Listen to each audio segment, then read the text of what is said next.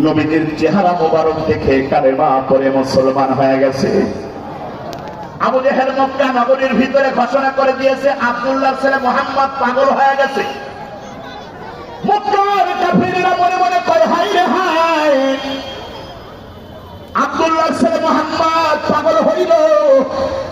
আবু জেহেল যারে পাগল কয় ও সাধারণ পাগল হতে পারে না, এই পাগলের চেহারাটা একটু দেখার দরকার। কথা বলেন ঠিক কিনা? মক্কার কাফেরেরা এইবার পাগলটারে দেখার জন্য রওনা দিয়েছে।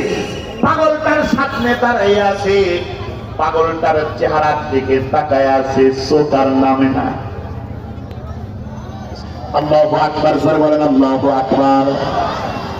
পাগলটার চেহারার দিকে তাকায় আছে, চোখ আর নামে না। আরে নামবে কেমনে? যে চক্ষু দিয়ে তারা পাগলের দিকে তাকায় আছে, এমন চেহারা তাদের চক্ষু জীবনেও কোনোদিন দেখে না।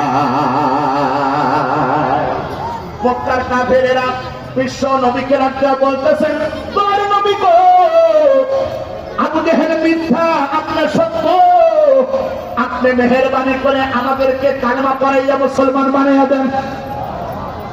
এ ভাই, নবীজির চেহারা এত সুন্দর ছিল যে মক্কার কাফেরেরা নবীজির চেহারার দিকে তাকাইয়া কালেমা পড়ে মুসলমান হয়ে গেছে। এখন আসেন, আবু হুরায়রা তো